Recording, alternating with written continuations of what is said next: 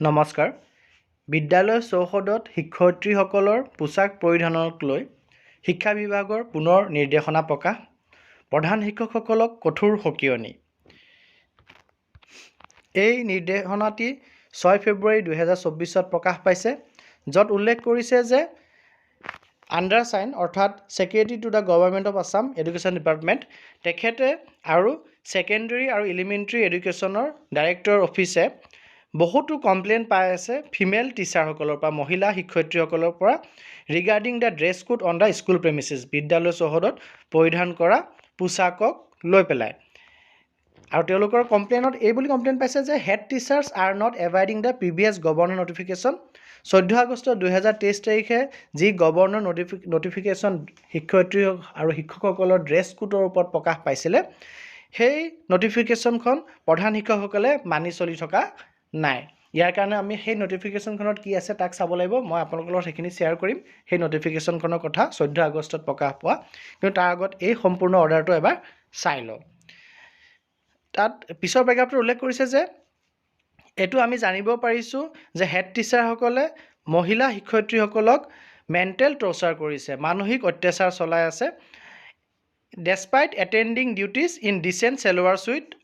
যদিও তেওঁলোকে মাৰ্জিত চেলোৱাৰ ছুট পিন্ধি পেলাই বিদ্যালয়ত আহিছে, আৰু নহ'লে তেওঁলোকে ট্ৰেডিশ্যনেল পোছাক পৰিধান কৰিছে, লাইক দখনা এটচেট্ৰা, মানে দখনা এটচেট্ৰা টাইপৰ যিবিলাক ট্ৰেডিশ্যনেল পোছাক আছে তেনেধৰণৰ পোছাক। অন্যথা তেওঁলোকে যি মাৰ্জিত চেলোৱাৰ ছুট আছে তেনেধৰণৰ পোছাক বিদ্যালয়ত পৰিধান কৰি অহাৰ পাছতো বহুতো প্ৰধান শিক্ষকসকলে তেওঁলোকক মানসিক অত্যাচাৰ কৰি আছে বুলি আমি জানিব পাৰিছোঁ।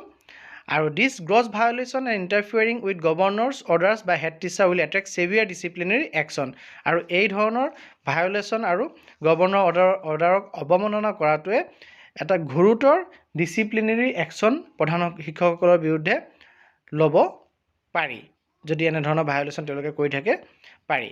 তাৰপিছৰ পেৰাগ্ৰাফত কৈছে যে also' the female teacher of Assam is hereby requested to lodge complain to the inspector of schools of respective district if any such situation arise. এনেধৰণৰ যদি মাৰ্জিত পোছাক পৰিধান কৰাৰ পাছতো কোনোবা প্ৰধান শিক্ষকে তেওঁলোকক মানসিক অত্যাচাৰ কৰি আছে, হাৰাশাস্তি চলাই আছে, তেতিয়াহ'লে তেওঁলোকে ইনস্পেক্টৰ অফ স্কুলছৰ ওচৰত, বিদ্যালয়ৰ পৰিদৰ্শকৰ ওচৰত তেওঁলোকক কমপ্লেইন লজ কৰিবলৈ তেওঁলোকক ৰিকুৱেষ্ট কৰিছে। তাৰ লগতে শেষৰ পেৰাগ্ৰাফটোত কৈছে therefore head teachers of all schools of Assam are asked to adhere to the governor notification, যে প্ৰত্যেকখন বিদ্যালয়ৰে প্ৰধান শিক্ষকসকলে যি গভৰ্ণৰ নটিফিকেশ্যন 14 আগষ্টত প্ৰকাশ পাইছিলে, সেই গভৰ্ণৰ নটিফিকেশ্যনত থকা কথাখিনি মানি চলিবলৈ আদেশ দিয়া হৈছে, জনোৱা হৈছে। আৰু এনি ডেভিয়েশ্যন ফ্ৰম ইয়ৰ ছাইড, আৰু প্ৰধান শিক্ষকসকলৰ ফালৰ পৰা কোনো যদি ব্যতিক্ৰম ঘটে তেতিয়াহ'লে তেওঁলোকক ছাছপেনশ্যন আৰু আদাৰ ডিচিপ্লিনাৰী একশ্যন তেওঁলোকৰ বিৰুদ্ধে লোৱা হ'ব। তেওঁলোকক নিলম্বিত কৰিব পাৰে বা অন্য বিভাগীয় শাস্তিমূলক ব্যৱস্থা তেওঁলোকৰ বিৰুদ্ধে গ্ৰহণ কৰিব। গতিকে গোটেইখিনি কথা 14 আগষ্টত যি গভৰ্ণৰ নটিফিকেশ্যন প্ৰকাশ পাইছিলে সেইটো মানি চলাৰ ওপৰত আহিছে। চ' আমি 14 আগষ্টত নটিফিকেশ্যনখনত কি আছে সেইটো এবাৰ চাই লওঁ আহক। এইখন হ'ল 14 আগষ্টত গভৰ্ণৰ নটিফিকেশ্যন যি প্ৰকাশ পাইছিলে সেই নটিফিকেশ্যনখন, আৰু য'ত উল্লেখ কৰিছে যে দেখিব পোৱা গৈ আছে যে বিদ্যালয়লৈ যেতিয়া শিক্ষকসকল আহে তেওঁলোকে এনেধৰণৰ ড্ৰেছ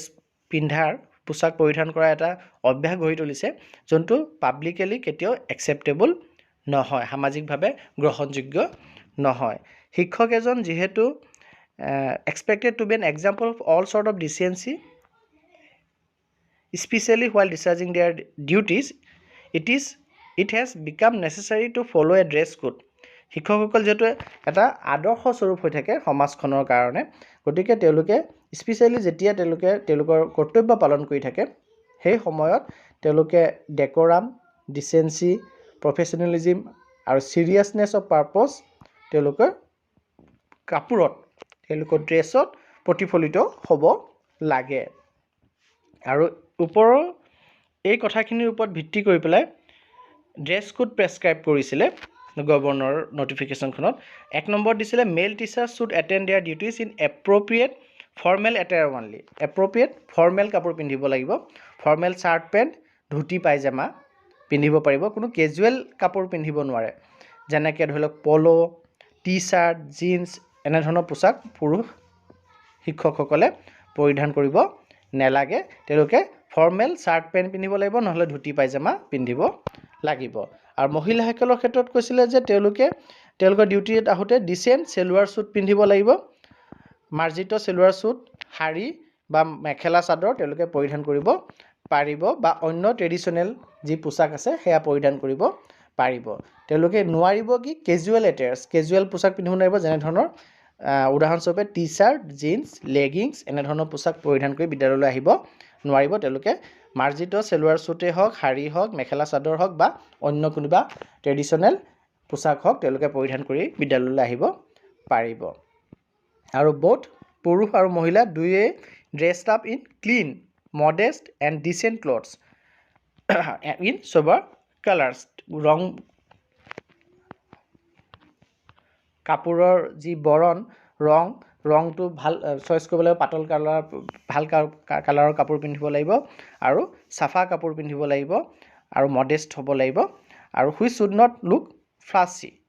দেখাত কিবা জিকমিক টাইপৰ তেনেধৰণৰ যাতে নহয় সেইটো আমি মন দিব লাগিব casual party apparel should be strictly avoided যে কেজুৱেল কাপোৰ আৰু পাৰ্টি ৱেৰ কাপোৰ যিবিলাক থাকে তেনেধৰণৰ কাপোৰ বিদ্যালয়ত পিন্ধি অহাটো সম্পূৰ্ণৰূপে পৰিহাৰ কৰিব লাগিব আৰু এই অৰ্ডাৰটো যদি কোনোবাই নামানে তেতিয়াহ'লে তেখেতৰ ওপৰত ডিচিপ্লিনাৰী একশ্যন লোৱা হ'ব এই আদেশটি 14 আগষ্টত প্ৰকাশ পাইছিলে আৰু আদেশটিত স্পষ্টকৈ মহিলাসকলে চলুৱাৰ স্যুট পিন্ধিব পাৰিব বুলি আছিলে ডিচেণ্ট চলুৱাৰ স্যুট যদি তেওঁলোকে পিন্ধি আহে বা তেওঁলোকে ট্ৰেডিশ্যনেল কাপোৰ পৰিধান কৰিও আহিব পাৰিব বুলি উল্লেখ আছিল কিন্তু বহুতো বিদ্যালয়ত দেখা পাইছে যে প্ৰধান শিক্ষকসকলে চলুৱাৰ স্যুট পিন্ধি আহাত তেওঁলোকক বাধা প্ৰদান কৰিছে আৰু যোনটো গভৰ্ণৰ নটিফিকেশ্যনখনত যেহেতু তেওঁলোকক গভৰ্ণৰে পাৰ্মিশ্যন দিছে চ' সেই নটিফিকেশ্যনখনৰ অৱমাননা কৰা পৰিলক্ষিত হৈছে আৰু এনেধৰণৰ অৱমাননা কৰিলে প্ৰধান শিক্ষকসকলৰ বিৰুদ্ধে ইনস্পেক্টৰ অফ স্কুলছৰ ওচৰত সেই শিক্ষয়িত্ৰীসকলে তেওঁলোকে অভিযোগ দিব পাৰিব আৰু সেই অভিযোগৰ ওপৰত ভিত্তি কৰি পেলাই প্ৰধান শিক্ষকজনক নিলম্বিত বা অন্য ডিচিপ্লিনাৰী একশ্যন ল'ব পাৰিব বুলি নিৰ্দেশনা প্ৰকাশ পাইছে ইনফৰমেশ্যনখিনি ইম্পৰ্টেণ্ট বুলি ভাবিলে কাইণ্ডলি শ্বেয়াৰ কৰিব আৰু চেনেলটি যদি ছাবস্ক্ৰাইব কৰা নাই কাইণ্ডলি ছাবস্ক্ৰাইব কৰিব ধন্যবাদ